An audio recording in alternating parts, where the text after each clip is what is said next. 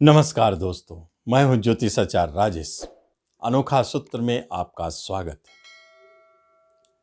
अक्सर पिछले अनुभवों से हमने पाया है कि जिन लोगों को वास्तु संबंधित अधिकतम प्रॉब्लम दिखती है, वह जुड़ी होती है दो बातों से, जिसका बहुत सारे फोन आए हैं, मुझसे पूछा जा रहा है।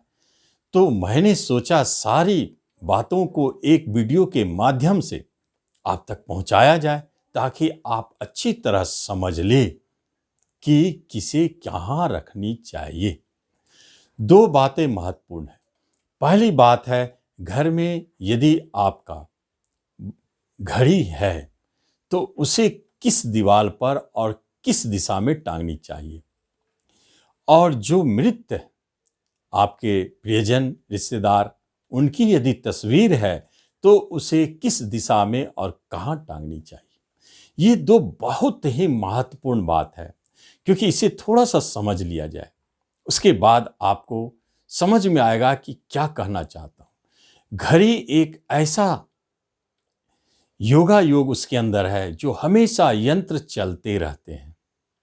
इसका अर्थ है कि उसमें जो लगी हुई है यंत्र, और उसमें जो यंत्र को चलाने के लिए बैटरी लगाते हैं, उन दोनों पर मंगल का अधिकार है।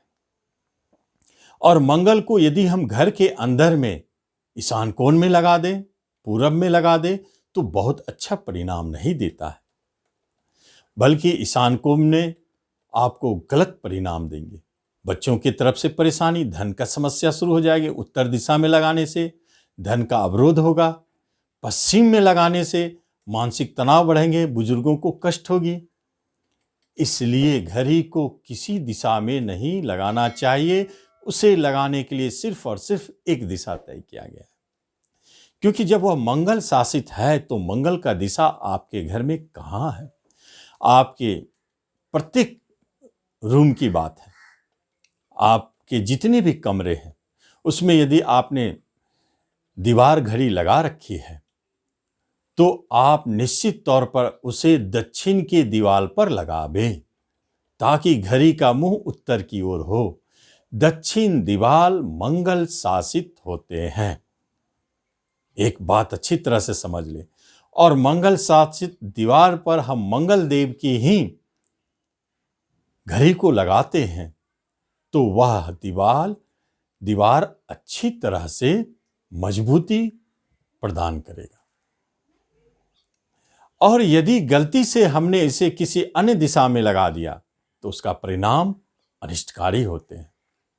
इसलिए घड़ी के बाबत में एक बात अच्छी तरह से समझ ले, जब भी घड़ी आपके घर में खराब हो गई हो, इमीडिएट उसे घर से बाहर कर दे, या नहीं तो आप ले जाना चाहते हैं कि उसे फिर से रिपेयर किया जाए, बनाया जाए, तो तुरंत उसे दीवार से उतार कर और उसे कवर करके ढक करके कहीं रख दे।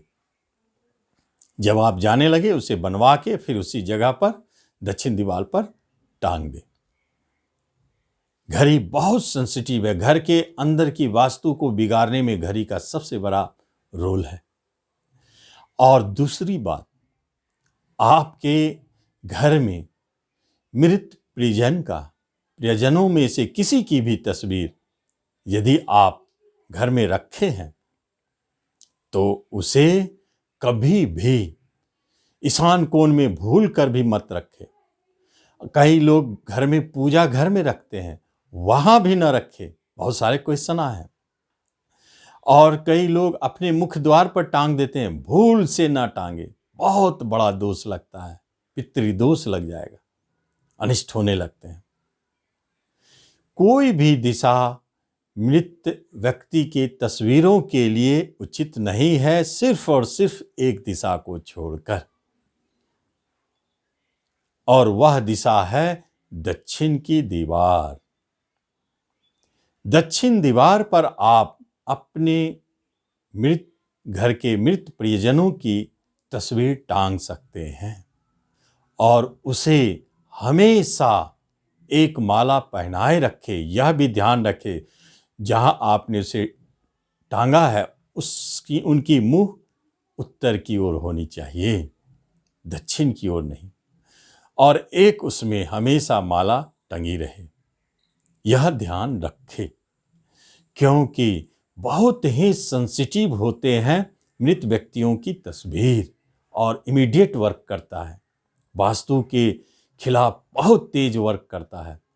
और आप आजमा के देख ले, आपके घर में देख ले कहाँ तस्वीर टंगी हुई है, जिस रूम में, जिस कमरे में वह तस्वीर अगर दक्षिण की दिशा को, दक्षिण की दीवार को छोड़ के कहीं और जगह टंगी है, तो आप देखिए उस रूम में आपको अनईजी फील होगा, वहाँ बैठने के बाद बेचैनी महसूस होगी, शांति नहीं मिलेगा, और वहाँ आप कोई अपने मुख्य कार्य संपन्न नहीं कर पाएंगे। पढ़ने वाले स्टडी रूम में तो और मुश्किल हो जाती है। पूजा रूम में रखेंगे, आपकी पूजा के यश खत्म होने लगेंगे, धन का फ्लो रुकेगा, संतान को कष्ट होने लगेंगे, ईशान का वास्तु दोष एक्टिव हो जाता है। तो इस तरह ये दो वस्तुओं को आप अपने घर में सही जगह पर रखें तो आपको उसकी लाभ दिखेगी। तो इस तरह मैं समझता हूं कि आपने इसे अच्छी तरह से समझ लिया। आप इसे जरूर करें, अपने घर में आजमावें और इस स्थिति से बाहर निकले। यदि आपने हमारे चैनल को सब्सक्राइब नहीं किया है तो जरूर सब्सक्राइब करें, क्योंकि ऐसा ही अच्छे ज्ञानवर्धक उपयोगी वीडियो आगे मिलने वाली है। धन्यवाद।